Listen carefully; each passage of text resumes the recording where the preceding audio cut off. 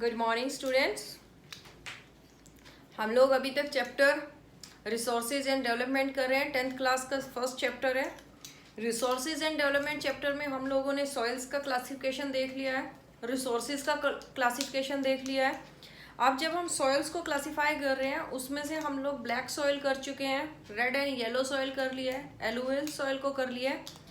In this video हम लोग क्या कर रहे हैं, लेटराइट सॉइल, एरिड सॉइल और आपकी माउंटेन सॉइल के बारे में हम लोग देखेंगे। साथ में ही आपकी सॉइल इरोजन के बारे में देखेंगे, फिर उसके लिए क्या क्या आपको कॉजेज हैं सॉइल इरोजन के लिए। देन आपका देखेंगे इसको कंजर्वेशन कैसे करेंगे, सॉइल कंजर्वेशन के बारे में देखते हैं। स्टार्ट करते हैं आपकी लेटराइट सॉइल के साथ। लेटराइट सॉइल, सबसे पहले इसका जो नाम है लेटराइट, वो आपका एक लैटिन वर्ड है। Latin word later, later mean brick. आपका लैटिन वर्ड जो है लेटर, लेटर मीन ब्रीक। इस वर्ड से इसका ओरिजिन हुआ है लेटराइट सॉइल का। अब जब भी हम लोगों ने कोई भी सॉइल के बारे में पढ़ा है, उस चीज को पढ़ते टाइम हम लोगों ने उस सॉइल का फॉर्मेशन देखा है, मतलब कि उस सॉइल का बनने के पीछे क्या क्या चीज रिस्पॉन्सिबल है, उन चीज के बारे में हम लोगों ने देखा। सबसे पहले बात करते हैं इसका फॉर्मेशन कैसे हुआ। लेटराइट सॉइल का फॉर्मेशन के लिए आपको क्या चाहिए, हाई टेम्परेचर चाहिए। हाई टेम्परेचर चाहिए तो हैवी रेनफॉल भी चाहिए, तब जाके जिस किसी रीजन के अंदर आपको हाई टेम्परेचर भी मिलेगा, हैवी रेनफॉल भी मिलेगा, उसके बाद आपका इसका इरोजन आपकी सॉइल की फॉर्मेशन होगी। और ऐसी जो सिचुएशन है, ऐसी आपकी क्लाइमेटिक कंडीशन होती है, अपने कहाँ होती है, पेनिनसुलर इंडिया में होती है। पेनिनसुलर इंडिया में भी कहाँ पर, आपके वेस्टर्न कोस्ट जो है, आपका वेस्टर्न घाट, जिसमें आपका केरला और कर्नाटका को आप कंसीडर कर रहे हो। अगर आप ईस्टर्न कोस्ट पे जाते हो तो आप तमिलनाडु को कंसीडर करते हो। साथ ही आप वेस्ट ईस्टर्न आपकी कंट्री स्टेट है जिसमें आपका असम को आप इसमें काउंट करते हो। कौन कौन सी स्टेट, अगर इसकी हैवी रेनफॉल और आपका हाई टेम्परेचर की बात करते हो तो ये आपका कहाँ होगा, ट्रॉपिकल रीजन में होगा। 9th क्लास में जो चैप्टर नेचुरल वेजिटेशन किया था उसमें आप लोगों ने यही कंडीशन देखी थी एवरग्रीन फॉरेस्ट के लिए। तो इसका क्या फॉर्मेशन में आपको हाई टेम्परेचर भी चाहिए, हैवी रेनफॉल भी चाहिए, तब जाके आपका इसका फॉर्मेशन होगा सॉइल का। देन हम बात करते हैं लोकेशन की। लोकेशन की बात मैंने आपको बता ही दी, आप इसको वेस्टर्न कोस्ट पे देखोगे प्लस ईस्टर्न कोस्ट पे और ईस्टर्न स्टेट्स में देखोगे। यहाँ पर आपको पता लग गया कौन सी, तमिलनाडु, केरला, कर्नाटका और आपके असम की हम लोगों ने बात कर ली। तो आपकी लेटराइट सॉइल के लिए लोकेशन ये है। अब आपकी सॉइल के अंदर इसकी क्वालिटी क्या है, क्योंकि जितनी भी सॉइल हम लोगों ने देखी है उसकी क्वालिटी के साथ ही हम लोगों ने उसको देखा है, उसकी कैरेक्टरिस्टिक्स क्या है उसके साथ देख लिया। Lack of humus content and loss of minerals. क्या रहेगा कि जो आपकी लेटराइट सॉइल की हम लोगों ने बात की है, आपका हैवी रेनफॉल होता है। हैवी रेनफॉल होने के बाद आपकी जो सॉइल की अपर मोस्ट लेयर है वो आपकी इरोड हो जाती है। इरोडिंग के बाद जो होता है उसका इरोजन हुआ, इरोजन के बाद जो मिनरल्स थे वो सारे रिमूव हो गए। जब वो इरोजन हुआ सॉइल के ऊपर से, जो अपर मोस्ट लेयर थी वो पूरी रिमूव हो गई है। रिमूव होने के बाद तो उसके अंदर जो मिनरल्स का कंटेंट था वो बहुत कम रह गया। किस चीज के लिए, आपके कल्टीवेशन के लिए, तो उसमें आपका मिनरल कंटेंट कम है। अगर इस चीज को आपको एक्सपीरियंस करना है अपने हाथ से, आप अपने पौधों में पानी देते हो, जब किसी सौर के साथ उसको पानी कर रहे हो तो वो वहां से जो सॉइल है गमले के अंदर से वो भी कई बार छिटक के बाहर गिरती है, और बाहर गिरने के बाद आप देखते हो कि गमले के चारों तरफ क्या रहता है, आपकी सॉइल बाहर आती है पानी की वजह से। जब आप किसी हाइट से पानी को डाल रहे हो तब वो सॉइल बाहर गिर रही है। सेम चीज आपकी हैवी रेनफॉल हो रहा है कहाँ पर, जहां पर आपका हाई टेम्परेचर है, सॉइल पर पानी गिरेगा। पानी गिरने के बाद वो अपर मोस्ट लेयर को क्या कर रही है, वहां से रिप्लेस कर दिया, जिसको बोल दिया आपने, और अपने साथ उसने क्या किया, आप बहुत सारे मिनरल्स को भी अपने साथ ही फ्लो करके, लीचिंग प्रोसेस रहेगा इसके अंदर, सॉइल के अंदर लीचिंग प्रोसेस रहेगा। क्यों, due to heavy rainfall. Then बात करते हैं कि इसके अंदर आप किन क्रॉप्स को ग्रो कर सकते हो। आप यहाँ पर टी, कॉफी, कैश्यूनट, साबूदाना, इनके लिए ये बेस्ट है। और 9th क्लास में एवरग्रीन फॉरेस्ट के लिए या आपकी रबर कल्टीवेशन के लिए ये बेस्ट आपकी सॉइल रहती है। देन बात करते हैं किसकी, एरिड सॉइल की। लेटराइट सॉइल में हम लोगों ने क्या देखा, हाई टेम्परेचर और हैवी रेनफॉल। लेकिन जैसे ही हम एरिड सॉइल की बात करते हैं तो उसके फॉर्मेशन के लिए आपको चाहिए हाई टेम्परेचर चाहिए प्लस लो रेनफॉल चाहिए। अगर ये सिचुएशन आप देखते हो, ऐसी क्लाइमेटिक कंडीशन कहाँ होती है, अपने डेजर्ट एरिया में होती है। डेजर्ट एरिया कहाँ, अपने राजस्थान, और राजस्थान का भी वेस्टर्न पार्ट जो है वहां पर आपको एरिड सॉइल मिलेगी। अगर एरिड सॉइल के कलर की आप बात करते हो तो कलर ये रेडिश ब्राउन कलर में आपको मिलती है। सैंडी टेक्सचर, अब इसकी कैरेक्टरिस्टिक्स क्या है आपके पास, इसका जो टेक्सचर है वो सैंडी टेक्सचर रहेगा और सलाइन इन नेचर। अब इसका सैंडी टेक्सचर क्यों है, क्योंकि इसका टेम्परेचर ज्यादा है, रेनफॉल बहुत कम है, यानी कि सॉइल पार्टिकल्स को एक दूसरे के साथ जोड़ने के लिए जो चीज चाहिए वाटर, वो हम लोगों के पास नहीं है, जिसकी वजह से क्या हुआ, उसका सैंडी टेक्सचर हो गया। सैंडी टेक्सचर होने के बाद उसके डिफरेंट पार्टिकल्स में वो डिवाइड हो जाती है। अगर आप देखते हो कि जब तक रेत के अंदर पानी डालो, अगर आपने आसपास कोई घर के आसपास रेत देखो, उसके अंदर पानी डालते हो, पानी डालने के बाद जब रेत के अंदर, सैंड के अंदर आप पानी डालते हो तो उसके अंदर मॉइस्चर आया, मॉइस्चर आने के बाद वो एक दूसरे के साथ चिपक जाती है। लेकिन जैसे ही वो ड्राई होती है तो उसके सारे पार्टिकल डिफरेंट पार्ट्स में अलग अलग उसमें चले जाते हैं, और फिर आप क्या देखते हो, बोलते हो सूखी रेत को हाथ से गिरा सकते हो और गिल्ली रेत को नहीं। तो ये इसका क्या है, सैंडी टेक्सचर है।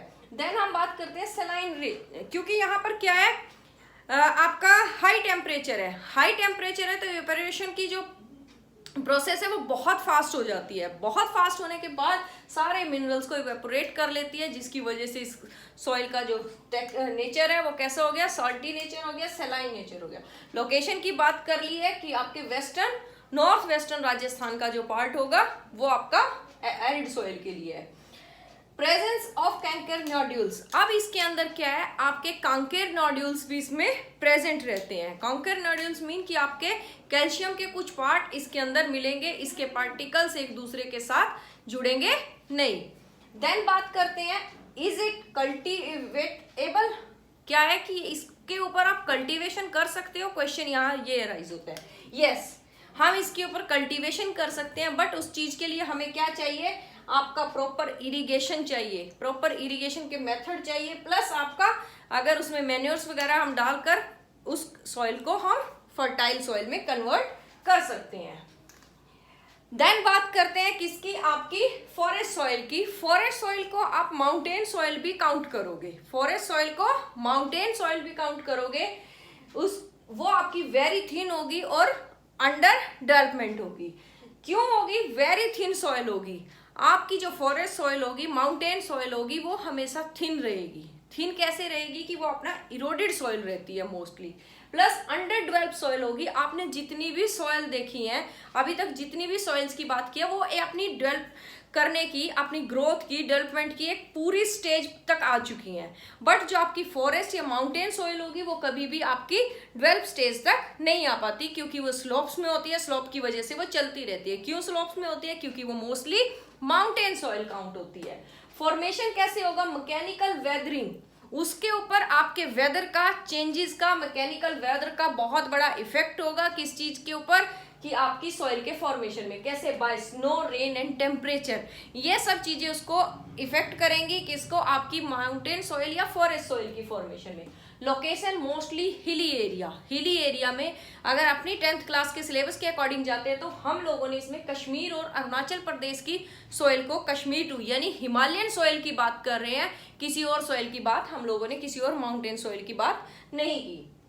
फर्टिलिटी की बात करते हैं, Lumi and silty in a valley area, यानी क्लेई सॉइल रहेगी कहाँ पर, जहां पर आपकी रिवर की वैली होगी, यानी माउंटेन वैली जहां पर होगी वहां पर ये सिल्टी और लूमी क्लेई टेक्सचर इस सॉइल का रहेगा। देन हम बात करते हैं coarse grain in a upper slope, जैसे इसका अपर स्लोप होता है, हाई एलिवेशन पे होगी, तब यहाँ पर क्या होगा, इसमें कोर्स यानी मोटी रॉक्स के साथ ये होगी, मोटी रॉक्स के साथ आपकी ये सॉइल रहती है।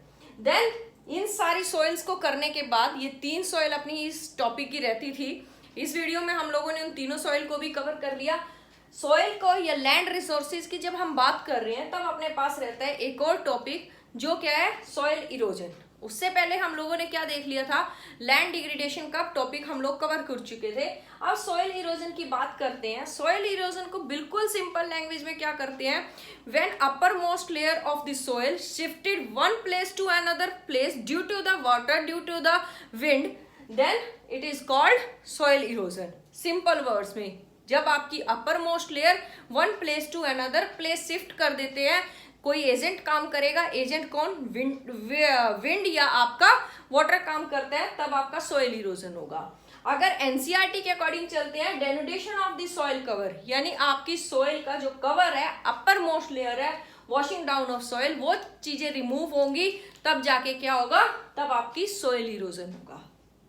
अब इसके लिए जो कॉजेज है, जो कारण है आपके सॉइल इरोजन के लिए, तो आपके दो कारण होंगे, एक नॉर्मल और आपका एक एक्सीलरेटेड, यानी कि आपका ह्यूमन मेड कॉज और आपका natural cause. Human made causes की जब आपने बात की, तो आपने बात की ओवर ग्रेजिंग की। सबसे पहले किसकी, ओवर ग्रेजिंग की, जो लैंड डिग्रेडेशन में भी हम लोगों ने देख लिया। ओवर ग्रेजिंग के साथ साथ कंस्ट्रक्शन की बात करते हैं। जब किसी जगह पर बिल्डिंग का कंस्ट्रक्शन होता है, रोड कंस्ट्रक्शन होता है, तब वो आपकी आसपास की सॉइल को भी क्या कर देते हैं, या तो इरोड कर देंगे अपनी नेचुरल ह्यूमन एक्टिविटी की वजह से, वहां से मिट्टी खोदी, दूसरी जगह डाल दी, दूसरी जगह से खोद के तीसरी जगह डाल दी, या जिस रोड कंस्ट्रक्ट कर रहे हो वहां की सॉइल में आपने सीमेंट भी डाला, कंकर भी डाले, पत्थर भी डाले, वो सारी चीजों ने मिक्स करके आपकी सॉइल को इरोड करने का काम कर दिया। देन माइनिंग इसमें मेन रोल प्ले करता है, किसमें, आपके सॉइल इरोजन में, और रोंग फार्मिंग, दोनों ही मेथड मेन रोल रहता है। रोंग फार्मिंग में आप क्या करते हो, ओवर इरिगेशन कर रहे हो, और इरिगेशन के साथ साथ आप क्या फर्टिलाइजर, पेस्टिसाइड्स डाल के अपनी सॉइल को खराब कर दिया, और क्या कर रहे हो, अपनी जो फार्म की बेल्ट होती है, शेल्टर बेल्ट, उसको रिमूव कर देते हो, तब आपका क्या होगा, सॉइल फार्म, रोंग फार्मिंग मेथड हम लोगों ने यूज किया। देन बात करते हैं नेचुरल में अपने पास विंड और वाटर दो एजेंट होंगे, कई बार ये बायोटिक भी होते हैं। उसमें क्या होगा, आपका डिफॉरेस्टेशन होगा। विंड और वाटर मेन एजेंट रहेंगे आपके सॉइल इरोजन के लिए। जब ये विंड और आपका वाटर दोनों इरोजन काम कर रहे हैं, तब अपने पास तीन कंडीशन आएंगी, गली सॉइल इरोजन, रिवाइन और शीट इरोजन। गली कब होता है, जब आपकी रिवर फ्लो करते हुए जाएगी और वो एक डीप चैनल से चलती है, गली में डीप चैनल से वो चल रही है, डीप चैनल से उसने चलते चलते सारी सॉइल को इरोड कर दिया, सारी सॉइल का इरोजन कर दिया, तब वो क्या रहेगी, आपका गली इरोजन। डीप चैनल्स में चलेगी, वो अपना एरिया एक्सटेंड करते हुए चलेगी, उसकी बात कर रहे हैं। रेवाइन बेड लैंड की बात करते हैं। ये आपकी सिचुएशन मोस्टली आपको चंबल रीजन में देखने को मिलती है। चंबल रीजन की बात करते हैं, जब आपकी सॉइल ने फ्लो करना स्टार्ट किया, साथ साथ वो अपने बैंक के आसपास, अपने बेसिन में सैंड के आपके हीप्स बनाती चलती है, और वो टीले बना दिए, उस टीले की वजह से क्या होता है, आपका बैड लैंड होगी, जिसपे आप कल्टीवेशन नहीं कर सकते, आपकी सॉइल का वो इरोजन कर दिया। देन शीट इरोजन में आपका फ्लडी टाइम पे बात करते हैं, मानसून के टाइम पे बात करते हैं, रिवर अपने बैंक के आसपास से पूरी की पूरी शीट को पानी के अंदर गिरती रहती है, वो क्या होगा, आपका शीट इरोजन की बात की। अब इन चीज को आप कैसे दूर कर सकते हो, इन प्रॉब्लम्स को, इसके लिए क्या सॉल्यूशन है, तब आपके पास कंजर्वेशन में फर्स्ट नंबर पे आएगा काउंटर प्लोइंग। काउंटर प्लोइंग की क्या बात करते हैं, जिस टाइम अपने पास क्या है, एक स्लोप होगा फार्म पे, ये आपका फार्म है और ये स्लोप बनाता है। अगर ये फार्म स्लोप बना रहा है, तो फार्मर क्या करेगा, अपोजिट डायरेक्शन में, अगर स्लोप इस साइड है, तो वो क्या कर रहा है, इस साइड में अपनी प्लोइंग की डायरेक्शन रखेगा। इसका बेनिफिट क्या होगा, आपकी सॉइल यहां से अपलिफ्ट होगी थोड़ी थोड़ी, जिसकी वजह से आपका सॉइल इरोजन क्या नहीं होगा। क्लियर, फर्स्ट काउंटर प्लोइंग होगी। देन बात करते हैं टेरेस फार्मिंग। टेरेस फार्मिंग का आप सबको ही पता है कि ऐसे आप टेरेस में आप क्या स्टेप्स में फार्मिंग करोगे। अगर यहाँ से सॉइल इरोजन हुई, यहाँ आई, यहाँ से यहाँ, यहाँ से यहाँ, यहाँ से यहाँ, यानी कि वो डिपॉजिट आपकी होती गई सॉइल इरोजन। देन बात करते हैं स्ट्रिप फार्मिंग, जो आपका हरियाणा, पंजाब, उत्तर प्रदेश, वेस्टर्न उत्तर प्रदेश, यहाँ पर जो फार्मिंग होती है, इसमें मोस्टली हम लोग स्ट्रिप फार्मिंग का यूज करते हैं। स्ट्रिप फार्मिंग क्या है, ये आपके पास एक खेत है, खेत के बीच में जो आपने पार्टीशन डाल रखे हैं, उसको आप स्ट्रिप फार्मिंग बोलते हो। अगर हरियाणा और पंजाब की बात करते हो, तो वो 1 एकड़ के अंदर 8 स्ट्रिप्स डालते हैं। अगर आप वेस्टर्न यूपी की बात करते हो, तो वो एक खेत के अंदर 4 स्ट्रिप्स डालते हैं। तो ये आपकी स्ट्रिप, इससे क्या होगा, आपकी सॉइल इरोजन नहीं होगी। विंड भी आएगी तो आपको ये हर्डल्स या ऑब्स्टेकल्स आपकी सॉइल के लिए खड़े हैं, ये आपके सामने होंगे। पार्टीशन बस आपका खेत के अंदर होगा। देन बात करते हैं शेल्टर बेल्ट की। शेल्टर बेल्ट की जब हम बात कर रहे हैं तो आपके खेत के ऊपर क्या होगी, खेत के चारों तरफ आपने बुशेस लगा दी या ट्रीज लगा दिए, इन सबको क्या बोलते हैं, शेल्टर बेल्ट बोलते हैं। हरियाणा में अब ये बहुत कम हो गया, यूपी में है, पंजाब में भी नहीं है। शेल्टर बेल्ट धीरे धीरे सब लोगों ने खत्म कर दिया है, जबकि ये बेस्ट मेथड है आपकी सॉइल को इरोजन से बचने के लिए। इससे क्या होगा, ये सारे ट्रीज एक दूसरे के साथ अपनी रूट से चिपके होते हैं, रूट से जुड़े होते हैं। ऊपर से वो सारे सोशल डिस्टेंसिंग करते हैं, बट अंदर से एक दूसरे के साथ जुड़े होते हैं। ये क्या किया, इसने आपकी सॉइल को टूटने से बचाया। किसने, शेल्टर बेल्ट ने। अगर ये सारे मेथड यूज कर लेते हो तो आपका क्या होगा, सॉइल इरोजन से आप बचोगे। अब पूरा चैप्टर हम लोगों ने देख लिया है कि इस चैप्टर में क्या क्या था, रिसोर्सेज कैसे होंगे, उनका क्लासिफिकेशन किन किन बेसिस पे हम लोगों ने किया। फिर आपका जो सॉइल या लैंड की बात की, लैंड आपका मेन रिसोर्स रहेगा किसी भी चीज़ के लिए जब भी आप कुछ कर रहे हो। फिर लैंड के रिसोर्सेज की जब हम लोगों ने डिफरेंट डिफरेंट रिलीफ्स की बात की, माउंटेन्स की, प्लेट्यूज की, और फिर आपकी सॉइल की बात की है। उसके बाद सॉइल्स का क्लासिफिकेशन कर दिया।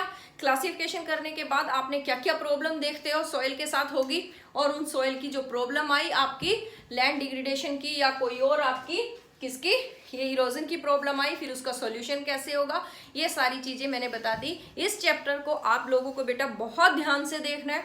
कोई प्रॉब्लम फेस करते हो तो कमेंट सेक्शन में लिख देना, और नहीं तो मेरे जो स्टूडेंट है वो मेरे को पर्सनल मेरे नंबर पे कांटेक्ट करके अपनी कोई भी डाउट ले सकते हो। Thank you.